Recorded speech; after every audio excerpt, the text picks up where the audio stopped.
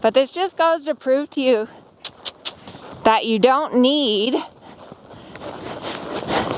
to use your reins so much. Hello, I have a challenge for you and me.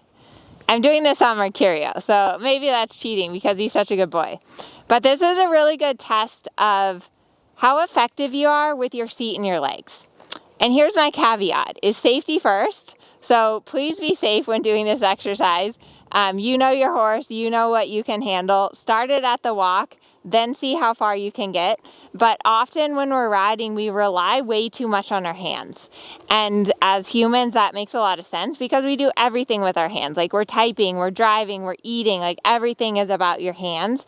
But when you ride, you really want to think about your seat and your legs first. So the sequence of aids is always leg, seat, and then hand. Your hands really should be together and in front and doing as little as possible. If we think about the top riders, their hands are here and we don't really see a lot of things going on with their hands because they're riding from their leg and seat more. So here's the challenge. We're gonna see how long I can ride like this. You're going to put one hand behind your back and see how long you can ride like this. And you're gonna have to so I actually learned how to rope as a kid. And so I had to figure out how to ride one-handed, because when you're roping, right, you have to have the other hand to swing and to get the cow. So you have to be able to maneuver your horse one-handed. So, can we trot?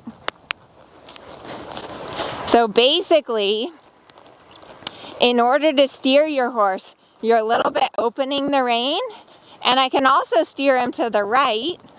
I can be a little clever here and shorten up my right rein and steer him a little to the right. I can even ask him to soften a little. Good boy. But this is a really good test to make sure that you're not overusing your reins.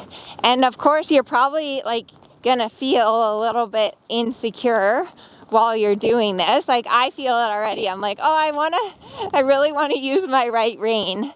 But the test is, can you maneuver and steer your horse without so much rein? Can you do it more from your leg?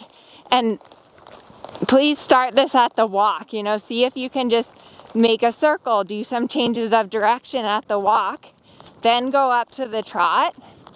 And then if you feel comfortable, let's see if we can canter. So I'm gonna try and see if I can shorten my reins a little bit. I'm gonna see if I can just soften him. Good boy. Let's see if we can canter. Good boy.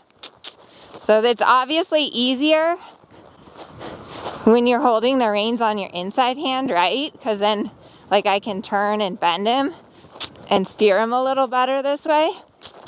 Good boy. But this just goes to prove to you that you don't need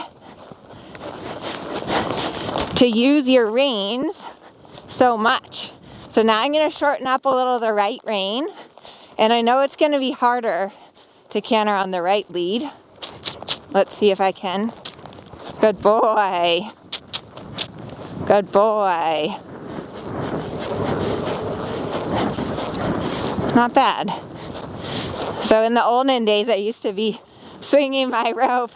I actually learned how to rope and how to get the cows, which was a lot of fun.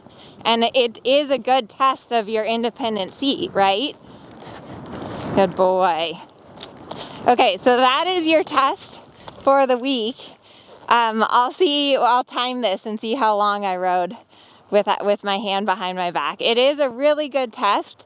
Like I said, start it slow. If you can't do it and you need help with your rider position, check out the description box. I have a free PDF to help you out with your rider position, because the more secure that you are in your seat, the easier this exercise is going to be. This is really an exercise about your seat and your legs. It's not really about your reins. So hopefully you like this video. Give me a thumbs up and subscribe because I post a new video every single Wednesday.